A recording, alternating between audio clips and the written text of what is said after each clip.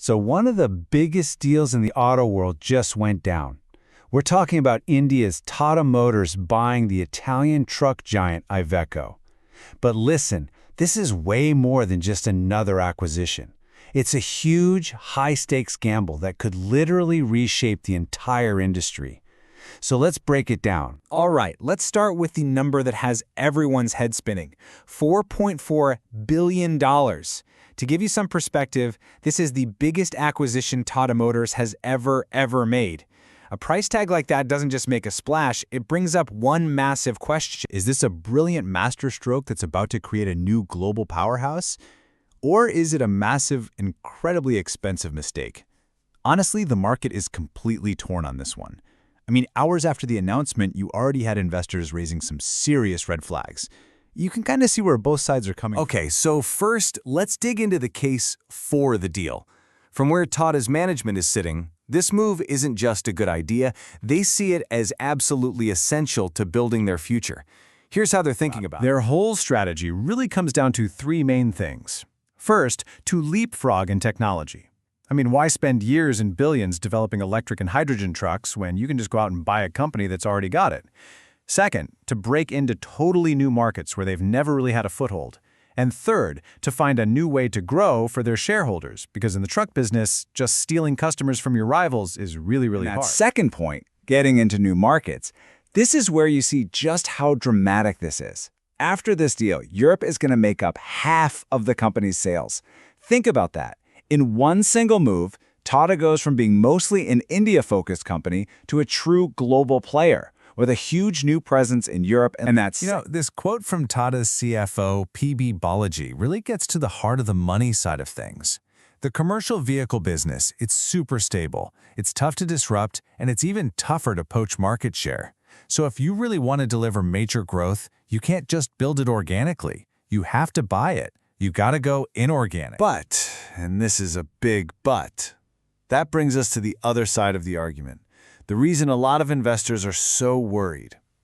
To get why, you really have to look at the ghosts of past deals. You see, this isn't exactly Tata's first time at the international rodeo. Investors have long memories. They remember the Daewoo deal back in 2004, which didn't exactly set the world on fire. And they definitely remember the massive debt-fueled acquisitions of Chorus Steel and Jaguar Land Rover and how painful those integrations were. So when they see another huge deal like this, the question is pretty simple. Is history just about to repeat itself? This question from an analyst at HSBC just cuts right through it all. It's a direct challenge. She's basically saying, look, you guys have been burned by these huge international deals before. Why on earth should we believe that this time is going to be any different? Better believe Tata's management came ready with an answer. They argue that this deal with IVECO is fundamentally completely different from anything they've done in the past. Here's their case. Okay, so the core of their argument is this. The Jaguar Land Rover deal was a mismatch of players. You had a mass-market truck company buying a super premium luxury car brand. The cultures, the products, they were worlds apart.